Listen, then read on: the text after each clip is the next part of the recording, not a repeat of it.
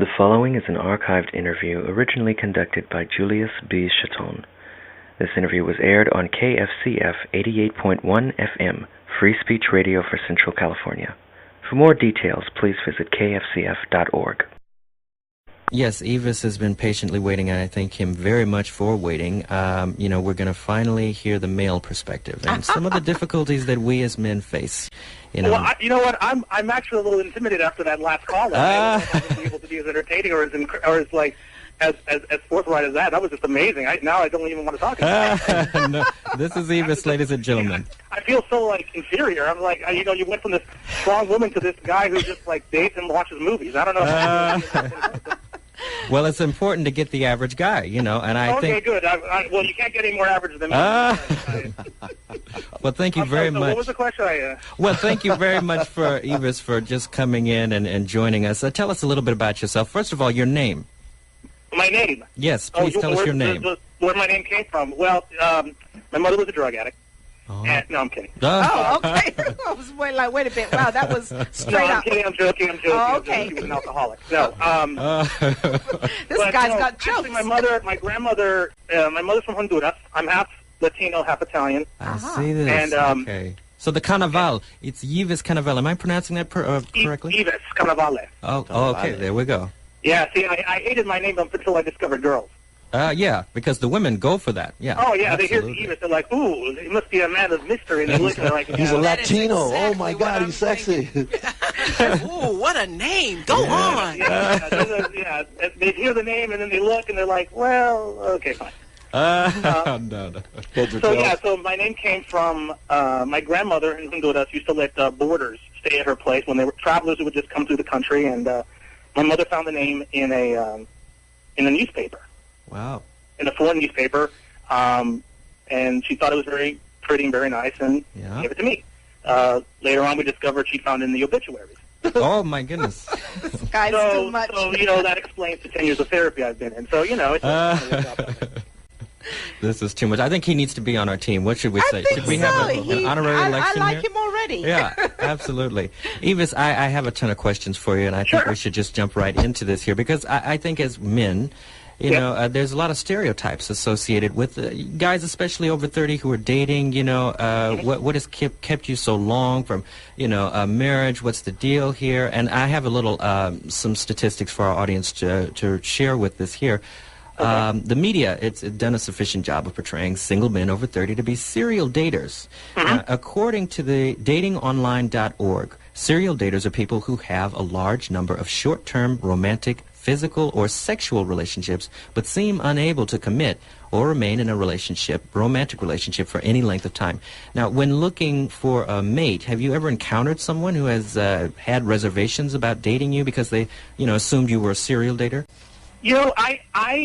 I've heard this term before. I personally no one's ever stood up and pointed a finger and go, serial dater.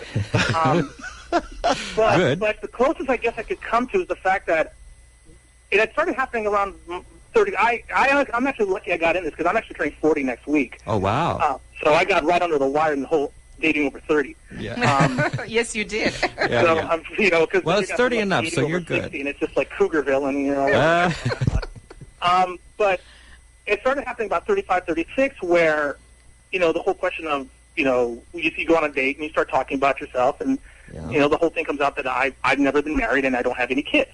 Mm-hmm. By choice. I choose not to have children, and I haven't found the right woman to go down that road with. Mm-hmm. Mm-hmm. And they look at me and they started looking at me like I'm a little bit of a freak. Like, what's wrong with this man? Yeah, that's true. Mm-hmm. And it's almost become, and I will be honest and say this, that there were a few days, only a few, that I actually lied and said I was divorced. Oh, wow. And it actually assuaged them. Wow. It made them feel better. It's like it's become this thing where now it's a little more socially acceptable at our age to have been married and divorced than to have been single, because you just haven't found that right person yet. Well, and I think that's a cultural thing here in America, the whole fairy tale image of growing up and living happily ever after. And, if you're... Yes, absolutely. Look at the examples we have. Britney Spears, Kim Kardashian. Yeah. We have all those examples. These divorcees in Hollywood. Yeah, you're so right about that. But I think children are indoctrinated with the fairy tales and the perpetuation of the happily ever after image. You know, it's so true. People want that, they go for it, and a lot of times it doesn't work. But they're more comfortable with the idea that someone wants that than someone who doesn't. You know, I totally understand that. Well, I do want to get married. It just hasn't. Right, exactly. I just haven't found that person yet, and I don't want to rush into anything. I'm not going to just drop everything and just get married because, you know, that's what you're supposed to do by a certain age, quote unquote. So yeah, and that's the smart thing to do. I think, you know, dysfunction is bred when we jump into things and we're not really wholeheartedly in them, you know, and so that's... Yeah, absolutely. But that's the closest I've ever come to the whole serial dater. You know.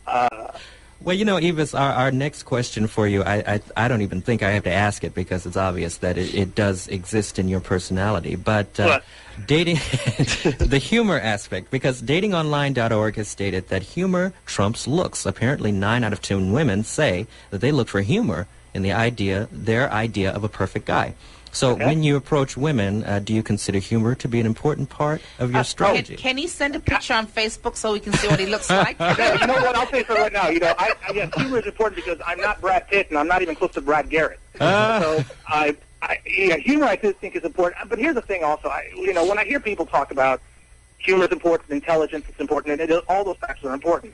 Now, when it comes to the looks aspect, let's face it. You look at across a crowded room, you don't see a hot personality. Yeah, it's true. You see looks first, and then that's what draws you in. So the initial attraction first is what is looks. Then, as you get to know them, hopefully, you know, you meet someone who's got a sense of humor that fits you.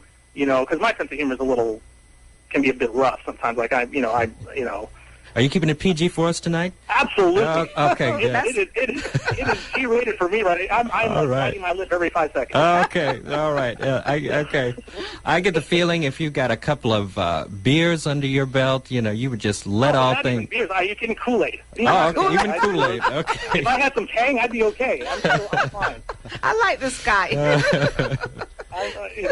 I do think humor is an important factor. For me, when I'm envious of some of my guy friends who have the ability to just walk up to a female and just start talking. Wow, yeah. I don't feel like I have that sort of, like, I need something that's going on somewhere. Like, if we're in a room somewhere and something's happening, I need something that I can comment on that hopefully this woman that I'm trying to impress will think is funny. Is that part of your defense mechanism as far as... Absolutely. Oh, yeah, of course. I was going to say, because us men compensate by our egos and our masculinity so much that, you know, it gets confusing at times. Oh, yeah. You know, so it's a complete defense mechanism. A lot of my humor is based on self-deprecation. If you haven't guessed already. Well, hey, you and I are in that same boat. It's always been my way. It's been the whole, let me get myself before you can get me. Yeah. I guess a little question for you. You know, like, say you're out and you see a female around your age range, and do you automatically jump into a sweat, or do you? What do you do? You know what I mean? I know I'm not. You don't throw your. I don't turn into Shemp from the Three Stooges at any point. Yeah, I know you don't throw your humor out right then and there. How do you ease up to it? Walk us through your approach. You know, if I try to make eye contact to see if there's any sort of gauge of interest. Yes. Right off the bat. I mean, you know, just to see if there's if she gauges, then I feel that about 40% of my work is done, because at least there's some interest there. And then again, I try to go up, and hopefully there's something going on around us that I can latch onto and make a joke about that she'll either get or won't find offensive. You know, it's that first initial word that you say starts it all. You know, I know I find myself sometimes stuck for words. You know. Oh, yeah. But that's why when I say if there's hopefully there's something going on, you know, and you know, it's like, you know, you walk by, you see, you know, I don't know. Well, I wouldn't make I wouldn't make a joke on a homeless person, but you know. Oh, you better not. After everything we've said this evening. Look, you know, when you're dating, you need everything you can get. You got to work for what you got. You know, but you know, I try to make I try to just make light of something that hopefully she's also thinking about. Like, I try to see if I can gauge what they're looking at, and interpreting what they're thinking, and hopefully maybe come up with something that's going to show some sort of relatability. So I read this thing that talks about conversations that guys will have, and the article suggested that maybe the guy even gets a good comprehension about shoes, so that he can look at her shoes and talk about the shoes she's wearing. I think learning about different things. There was a woman who came from who I met who lived in Philadelphia, and there is a parade that happens there. Now, the name of the parade now just escapes me, but I mentioned the parade, and she was so impressed that I knew this parade, because it's only a local thing. Yeah. And that impressed her. Sure. So I do believe knowing things about as many things, being well-rounded, I think is an important aspect. Well, I think you're right. But I think if I was a guy was interested in me and he wanted to have small conversation, he started going on about my shoes and kept talking about my shoes, I think he had a foot fetish or something. Right. What is his problem? But I guess it's... So you're saying if some guy came and said, my God, I love the way your heels just ride on the back of that stiletto. That's so very beautiful. The diamond-encrusted straps are just sparkling out at you. Where did you get them? Where can I get them? You would like that? That wouldn't do anything for you? No, that would... No, nothing at all, huh? All right. Well... I think Jewel, you know what? would I'm you just going to answer cross that? them now off my list, because I guess I was, Well, you know. I'm trying to... I'm okay with the foot fetish. You said it might mean he has a foot fetish, Doctor, and I'm like, you like the foot fetish, huh? okay, and is there a drawback to that? Well, I don't know if I'm much into the foot fetish thing. Yeah. Different strokes for different folks. Yeah. True. Yeah. Wow. That's great. So at least I learned you're into feet. That's good. No. I'm into somebody being into my feet. Oh, I'm sorry. I'm sorry. I thought you Let me just correct that. Personally, I'm not a foot person. Pictures of my feet on Facebook if you want to see them. Okay. Well, be sure to post Yvis's feet on Facebook in the days to come. Oh my goodness! This is a great discussion. It is. You know, I think we're going to be going to a break pretty soon. But when we get back, see, I've been sitting here quietly taking it in, but I have thousands of questions for men. Yes. I don't get men. Okay, awesome. Oh, okay. Oh, can I be a part of this? Because I really like to answer those questions. Oh, definitely. All right. Okay.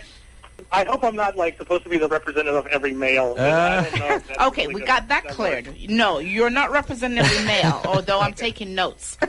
Just in your age bracket. Yeah.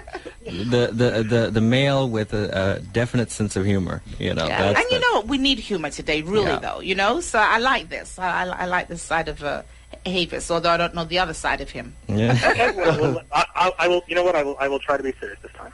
Okay. Okay. And you're still laughing. Look at that. You're still laughing. We can't help it. Okay, so, well, on a serious note here, I do have some statistics about, some facts about people who, find it easier to date once they have reached this, people who are beyond 30, who are finding themselves and finding what they really want, realizing what they really want. And according to singlesdatingcenter.com, dating is easier once you get older because you know yourself better. Knowing yourself in this way can only help in a relationship if you're able to identify those aspects of your personality that you believe may hinder a relationship, then you can keep check on them. So, obviously, you feel that you're more self-aware now that you're older, and this would be easier in finding a mate? Oh, yeah, most definitely. I'm a strong opponent of anyone getting into any serious relationships before 25. Really? I think you need your see, the thing is, I was in an 8-year relationship from 22 to 30. Oh, I see. Wow. Poor guy. So and then when my relationship ended is when I started my diving into the dating pool. Because before that one, I was in a 2-year relationship. So my singlehood in my 20s kind of I skipped over that and went into singlehood in my 30s and experienced it that way. I see. And I think you do need I know there's exceptions to every rule, and people find relationships right off the bat. I mean, I have friends who sadly their relationships ending, but they started their relationships in high school, and that's the only relationship they've had since. Mm-hmm. And Do a lot of growth. Huh? You do a lot of personal growth between high school and 25, high school and 30. And I think you need that because, as I don't look at the end of a relationship as a failure. I look at it as a learning tool, as a way of going, okay, what went wrong here? What was my fault? What was their fault? Which is usually it's always their fault. I walk away trying to figure out what I'm willing to tolerate, what I'm willing to compromise on, what I'm steadfast on, and what I'm willing to bend for. To say this, this one question, dating is easier once you get older because you know yourself better. I have to agree with that. At my age, I went through all the bubblegum bull and all that crap. Now it's really important that I know how I feel and what I need to do in a relationship as being an older man. The question that that I'm asking myself is a professional woman. I see a professional woman. I've never been intimidated by professional women because you're not talking about hookers, all right? No, Okay. no, not hookers. Doctors, lawyers, I didn't know professional psychiatrists, doctors. I understand now. I'm sorry. So I know that a lot of men feel intimidated. It's just like when we were kids. They always said, if you go approach the prettiest girl in the room because she's probably the loneliest person in the room. So there was a match made in heaven. Jewel says, "Yeah, right." But to understand the point about a man, if a man had everything when he was young, lost everything as far as financially and houses and all this stuff, and he's rebuilding himself today, he sees a professional woman, but yet everybody talks about what are you bringing to the table. To me, good humor, being a God-fearing man, being moral, have morals and things. Does any of this count anymore? I think it does. But again, it all depends on. It obviously depends on who you. I mean, morality is all based on the individual. I mean, there obviously are moral truths. Hurting people, murder, all that. But I mean, there's. I think in other areas it's a little gray depending on who you're with. I mean, it's all a question of what's compatible for you, what works for you. As you said, God-fearing and everything. I was born and raised Catholic. I'm not a churchgoer. My compatibility wouldn't be with a woman who is an avid churchgoer. Yeah, that's just me, though. So it's not amoral. It's a personal choice. My relationship with God is I handle it differently than how someone else would, and how my relationship would. So I wouldn't get involved with a woman who is very heavily into church and religion because that's just not how I am. Here's what I would like to know. I know women, and women, we sit around, we talk about being women, we talk about relationships. So I'm more able to spot sort of the societal myths about women and dating and whatever, from anecdotal information that I get. Okay. I don't know. I just don't get men. Tell me something. What do you think? Hey, you know what? Hold on real second. First, I'm right there with you because I don't get women. Well, see how that works? So two genders it's chasing perfect. And that's why relationships should be easier because we don't understand each other, so it's just a lot of ignorant bliss. Well, except you know what? I feel like there are more shows on television that sort of, it's okay for women to be friends. There are shows on television that show strong female friendships. Men don't often watch them, but they could learn a lot. When I watch shows with men, they're always football fanatics who are trying to escape relationships. It's that whole, you have to catch him and make him understand that he wants to be married. Well, I mean, there must be some men. Do men feel the same as women in your experience? I've been, since I was very small, thinking, especially looking at my parents, I would grow up, I would get married, it would be wonderful. I don't get that sense that men do that. Men do. I mean, I'm lucky in my close circle of guy friends. About 90% of them are either married or in really strong, healthy relationships, and are very happy and content. You do, which means I'm the black sheep. Oh, wait. That means I'm the tramp of the group. That just hit me. Oh my God. A revelation here. No wonder they always like talking to me. No, but I look, there are men out there who do want to have solid. We're not all, horn dogs that just, pounce on anything that's got a hole in it. Okay. Well, that's good to know. Or that that just don't care. That's the other, that just Wait, are what? different. So men aren't. It's not necessarily like sometimes it's not that I think they want to pounce. It's that they just don't. They seem indifferent. If they meet someone, great. If they don't meet, it's not a. I think that's a defense mechanism for some guys. I think it's just a way of not having to disappoint yourself. Oh, if I meet someone, great. If I don't, I don't. It's like, and I know I've said it, and then I go in the corner and cry. Yeah. But that's just me. No, but it, there are guys who are very much who want to find something, and that's the thing. It's like I think with guys. When I meet a woman, there are women that I've met that you can literally see the wedding ring in their eyes. Like they're right there. I believe me. I'll tell you one quick story. I met a woman online, and I think we're going to get into an online dating question at some point. And Yes. I have done it. I'm a very strong proponent of it. But I met a woman online. We started chatting, and then once I felt we had made a connection on that, I'm like, well, let's talk to each other. Let's have a vocal conversation. I'm very big on, talking on the phone and meeting and everything. Got on the phone with her. First conversation. This is the first and only conversation, mind you. And we're in talk about 15 minutes in, and she goes, so let me ask you, how long does it usually take for you to decide if you want to be with somebody? Wow. And I kind of stood there, and I was like, well, I've never been asked that question. I don't know. I mean, to me, it's always been on a case-by-case basis. Yeah.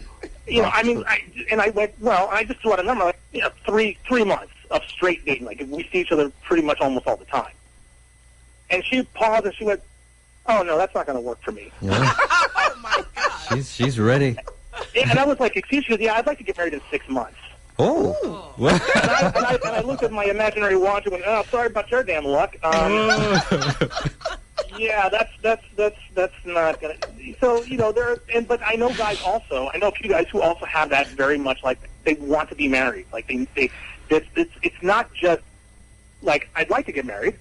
I need to get married. Yeah. Yeah. Ugh. Okay, but I do want to. Yeah, exactly. It's like it's just it's like no, it's like that's the definition of cooties. It's like oh Yeah. You want to get it. I was thinking about something just now too about the responsibility on the woman's side of what we're talking about on the man's side. And I think I got a little bit confused. I'm a very passionate guy. I'm very hands-on, and I like touching and things, and you find women have so many different criteria of things that they want, you know what I mean? So I wish that the rules got a little easier, whereas tell me, I know a lot of men, I talk to women, the man's always saying, tell me what you want, you know what I mean? Well, you have to either tell or show or do something because we can't read minds. And well, that's right. Let me tell you something right now. That goes back to the beginning of time. Yeah. That when the first male primordial ooze, when the first male walked out of the primordial ooze, and the first female came out of the primordial ooze, she was already mad at him. You know what? I'm going to agree with that. He gurgled his why, and she was gurgled nothing, and just slid her way out of the forest again. That's an old tale. I mean, but you know what? Guys can just be as aloof about that kind of. They can be just as stubborn. Mm-hmm. I mean, I know I've been that way. I'm upset about something, but I'm trying to be the bigger person. I'm trying to let that slide. Water off a duck's bill and all that. But at the but yet, sometimes you're like you, passionate.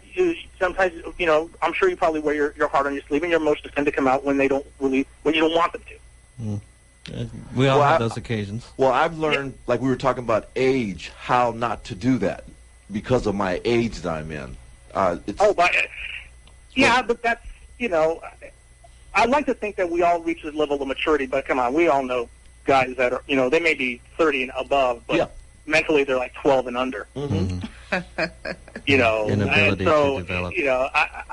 I'm lucky in the sense that the guys that I hang out with, one of the things I was taught when I was younger was that, if you want to elevate yourself, you want to associate with people who are higher than you.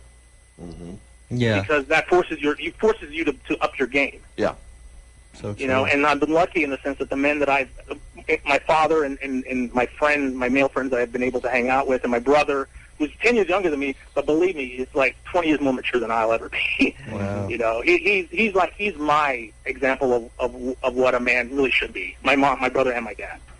That's great. And so I think that with age, age is a number, and you can be just, I'm still going to be 40, but if you came to my house, you'd swear I was 15. Yeah, the age doesn't necessarily match the maturity level. I get exactly. That. Yeah, it doesn't. I don't know if I'm ruining my chances of meeting any women in Fresno. Well, I will say, in defense of the young woman who asked how long does it generally take you to know if it, I agree with her. I'm not in any hurry, to get married, but I do know in the first, 25, 30 minutes of being with someone, whether this is someone I want around me, male or female. Mm-hmm. Now, I don't know if this is someone I want to be married to, but I know if I'm interested in getting to know this person better. In the first few minutes... Yeah, I completely agree with you, yeah. Oh, okay, because I don't know if maybe that is just a woman thing. And maybe no, I agree. There's a difference between wanting to be around someone and wanting to marry them. Right. And I think so if she hadn't said, that's not going to work for me, I want to... Well, I don't know where else she would have worded it. I have no clue how she would have worded it, but she wanted to get married. Now, if she just simply asked how long does it usually take for you, and again, I have no answer to that. It depends on who I'm seeing. Sometimes you're a person that I want to see on a consistent basis, then yeah, it's probably going to go a little faster. If you're someone that's, someone that I can't quite figure out right away, it may take a little longer because I'm still trying to figure you out. Yeah, that makes sense. Well, I tell you. Now, what about this online dating thing? Yes. Yeah, actually, we do have a question about the online dating. I guess, you kind of alluded to the fact that you are a supporter of it. And actually, I want to take this time. Has he done speed dating? Well, we'll get into... Inadvertently. I mean, I've had a date sit down at my table and then look at me and leave. But I don't know if that was speed. That was real speed. What do you think of cyber dating? Would you ever try to find love online? If you have, what are your experiences?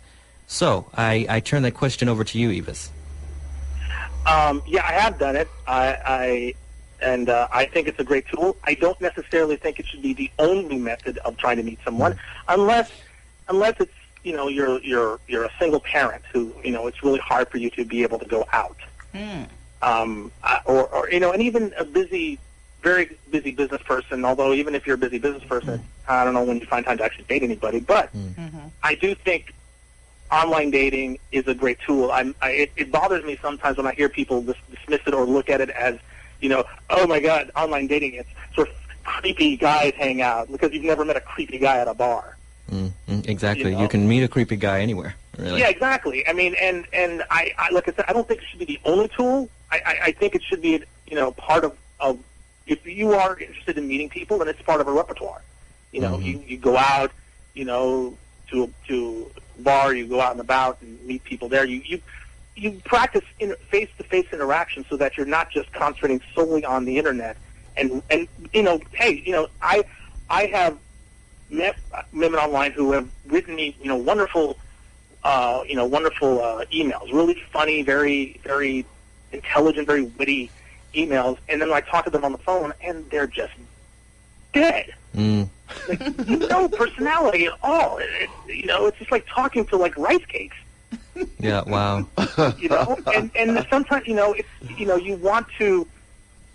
want to be as engaged. You want to be. It's like, where was the person that wrote me this this wonderfully witty email? And I try to be consistent when I do that. I try to be as funny as I am online. I try to be as funny as I am on the phone, and try to be as funny in person. Yeah, and I think people live, vicariously through the internet. I think it's unfortunate, that people don't develop their social skills with other people, actual interaction. I think people do use the internet and develop a dependency on, the whole cyber arena in general when it comes to communication, because, it's something that's being lost, the art of communication, I think.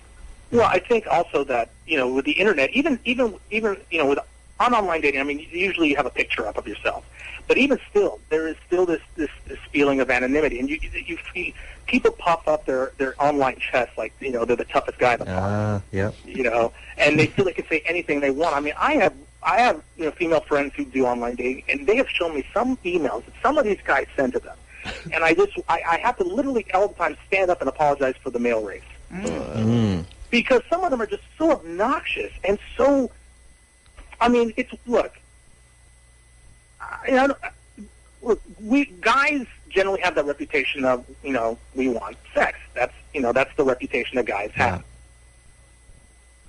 Yes. You don't have to really put it out there. You don't have to write it out. Some guys do. Like they literally write these really graphic emails. And I'm sitting there like, really? Why? But at the same time, I think it's a good thing because he's a creep. Well, yeah, it helps you to weed out. It's not sitting there panning for gold. You Right. know this is a creep, so you just move on. But it's just stunning to me that some guy sat there, thought to himself, "This is what's going to get the ladies for me." Yeah, And chances are it probably had worked for him. And is sitting there shrugging after 4 months, going, "Why didn't she respond? Why didn't she write back?" Interesting. Yeah, it's so true, and unfortunately, we have a lot of people in society who don't have any discretion, and they use the internet for all different types of purposes. We have a listener who actually has a question for you, Yvis. Okay. Yes. So let's see. A question for me? Oh my A question for me. We have, Yvis is developing a fan base, Well, of course. He's our expert resident tonight. Yes. This fan or this listener wants to know how much time a week do you spend on online dating sites? How many times a week? Oh, Yes. Right now, barely ever. Ah, I see. Yeah. Hardly ever. I met someone, so I'm pursuing that right now. Okay, that's good. So I haven't perused any of the sites. Okay. I mean, Max will send me like, "Hey, look at all these women that want you." Yeah, they'll do And that. I'm like, "Yeah, right." Right, exactly. Even- Yeah, but that's about as close to it as I get. Now, just out of curiosity, the person you met recently, if it's not too personal, did you meet this person online or you met her through some other means? Online. Okay. Yeah. Yeah, I think that online dating does have its advantages and disadvantages. It does. My last few relationships were online dating, and they lasted a good while, and they ended. It had nothing to do with the fact that I met them online. Yeah. It just meant that at some point our relationship started diverging, and our relationship kind of petered out. Yeah. I don't understand what exactly has changed in society. Is it just because we have the internet? What has changed that we no longer can meet and fall in love at church, in school, in college, on the job, when you bump into someone at the supermarket, that person you met at your brother's barbecue? What has happened that we can't speak to each other and meet those ways anymore? I don't think. Well, first of all, I think we've become a faster society. We want everything at lightning speed. Yes.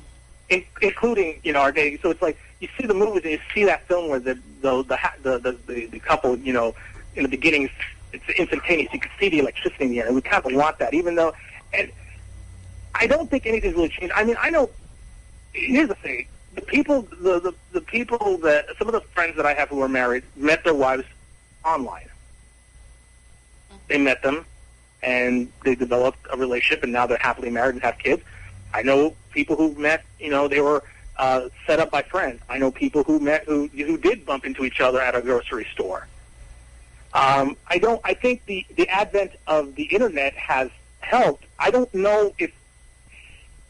I think for guys, and I might stir up a storm on this one because I do think. Right now, the generation of men who were raised by single moms who I have strong affection for. I think, there has to be a holiday dedicated to single parents. I know there's Mother's Day, there's Father's Day, but, when Father's Day rolls around and the kid only got his mother who's raising him and working two jobs, I think there should be some kind of recognition for that. Yeah, it's but I think the generation of, it's like, a lot of women I know say they're not meeting men. They're not meeting men. They're meeting, overly sensitive guys. Interesting. Okay, guys who, and it's not necessarily a bad thing, but, a woman likes to feel protected. A woman wants to feel like, God forbid, if someone should be, offend her or do something, that there's going to be the guy to defend her honor. And there's a lot of men who, not unfortunate, but when you don't have a male role model in your life, interesting.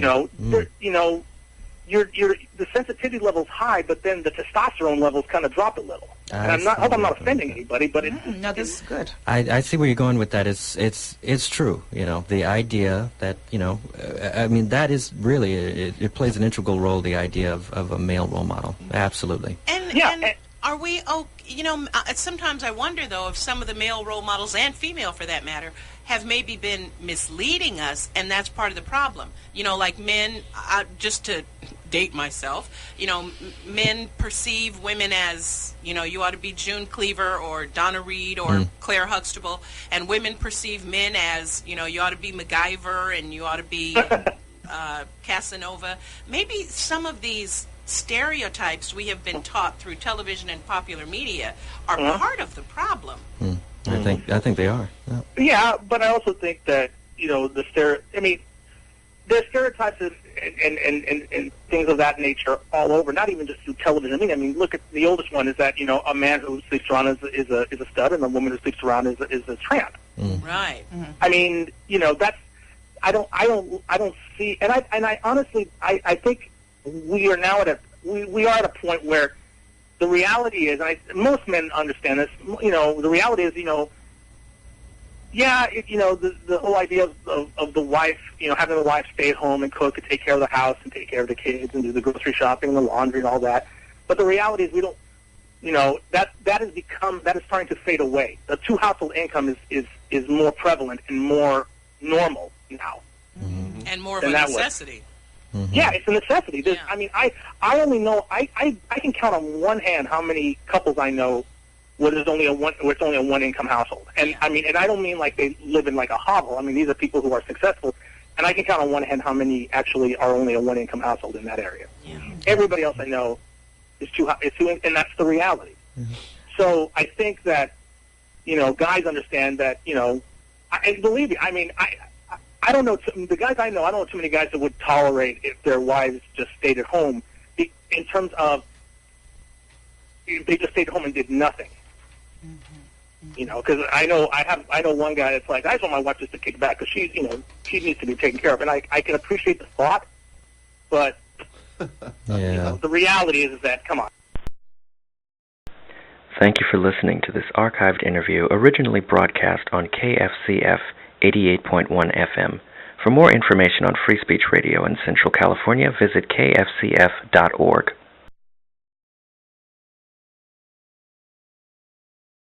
This has been a Julius Chaton production.